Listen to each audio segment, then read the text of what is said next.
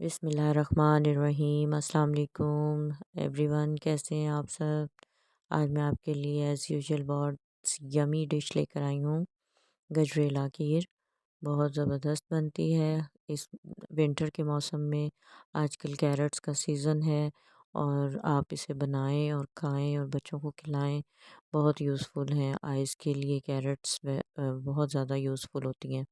उम, वैसे बच्चे कैरेट्स नहीं खाते हैं, तो इस सूरत में वो कैरेट्स अच्छी तरह खा सकते हैं। सबसे पहले हमने इसके लिए लिया है जी 10 किलो केजी दूध, और अब इसमें तकरीबन 3 क्वार्टर हमने इसमें राइस लिए हैं, जो भिगो दिए थे धो के। उनको 2 घंटे पहले भिगो दिया था, और फिर उसके बाद उसमें हमने ऐड कर दिए हैं दूध में। दूध को अच्छी तरह बॉयल आने दें, और जब बॉयल आ जाए तो फिर इस पॉइंट पर आपने राइस डाल देने हैं। राइस डालने के बाद आपने तकरीबन इसको 1 घंटे के लिए पकने देना है अच्छी तरह। जब ये गल जाएंगे तब उस पॉइंट पर आपने इसमें गाजरें ऐड करनी है। गाजरें धो के तक 1 केजी गाजरें लिए मैंने, उसको धो के अच्छी तरह कद्दूकश किया है, और फिर उसके बाद हमने इसमें गाजरें ऐड करनी है चावलों में। आपने बराबर चम्मच चलाते रहना है, इसको लगने नहीं देना।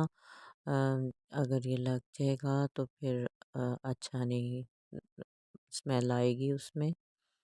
दूध मैंने ये जी अ, खालिस दूध लिया है, डब्बे का दूध नहीं लिया। तो बहुत अच्छा मतलब है लेना है, इसमें कोई पानी वगैरह ऐड नहीं करना। बहुत अच्छा आपको रिज़ल्ट मिलेगा इसमें। अब इस पॉइंट पे जी, जब चावल राइस जो हमने डाले थे वो गल गए हैं, तो अब हम ये गाजरें इसमें ऐड कर रहे हैं। गाजरें तकरीबन 3 क्वार्टर ली थी, और वो हमने इसमें अब ऐड कर दी हैं।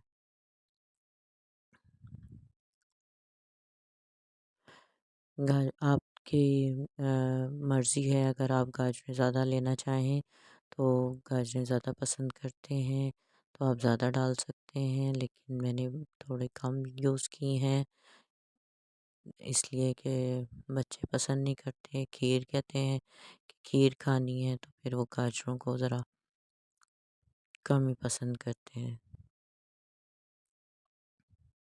आपने पकाते रहना है इसको, अच्छी तरह पकता रहेगा ये।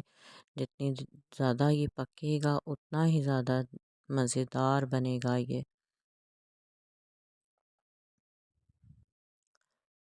कोशिश करनी है कि थोड़ी-थोड़ी देर बाद आप इसमें चम्मच चलाते रहें। अब ये काफ़ी थिक हो गया है। अब इस पॉइंट पर आपने इसमें लकड़ी की लोई डाल के या तो घोटा लगा लें, या फिर अगर आपके पास इलेक्ट्रिक मैशर होता है जो वो है, तो वो आप उससे आप इसको ग्राइंड कर लें। मैंने तो लकड़ी की ही मदद से किया है, और काफ़ी अच्छा ये इसकी मदद से हो गया था ग्राइंड, और काफ़ी अच्छा मतलब है बना है। इससे बहुत मज़ेदार ये बना है। इसको काफ़ी मेहनत लगती है, घोटना तो पड़ता है, लेकिन अ, ब बन जब तैयार होता है तो तब बहुत ज़्यादा मज़ेदार और यम्मी बनता है।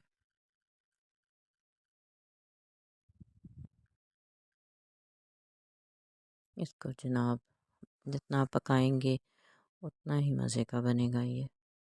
आपने इसको पकाते रहना है, और लास्ट में अब इसमें हमने शुगर ऐड करनी है। बाज़ लोग इसमें शुरू में ही शुगर ऐड कर देते हैं, चीनी, लेकिन वो मेरा ख़्याल है कि वो ज़्यादा बेटर नहीं रहता। आप लास्ट में शुगर ऐड करें, और फिर उसको ऐड करने के बाद तकरीबन 1 घंटा और पकने के लिए रखते हैं इसको, ताकि चीनी भी अच्छी तरह डिज़ोल्व हो जाए। चीनी जी मैंने इसमें 3 क्वार्टर डाली है, और अगर आप ज़्यादा मीठा पसंद करते हैं तो आप ज़्यादा चीनी डाल सकते हैं। 1 क्वार्टर और डाल सकते हैं आप, 1 केजी हो जाएगी। लेकिन हम लोग नॉर्मल ही पसंद करते हैं, तो इसलिए फिर मैंने 3 क्वार्टर इसमें चीनी डाली है। देखिए जी ये पक गया है, ऑलमोस्ट डन हो गया है। आपको पसंद आएगा, आप इस मेरी रेसिपी को ज़रूर ट्राई कीजिएगा, फॉलो कीजिएगा।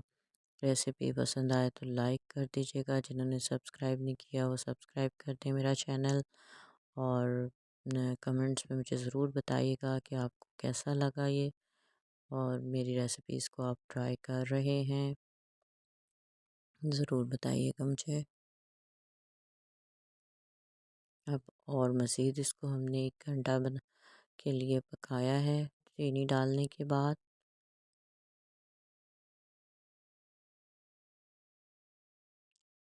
जैसे ही ये पकता रहेगा, जितना ज़्यादा बने, चम्मच मैंने इसके अंदर दूसरा भी डाले रखा है कि इसकी सतह पर लगने ना पाए। देगची की सतह पर लग जाएगा तो फिर टेस्ट ख़राब हो जाएगा।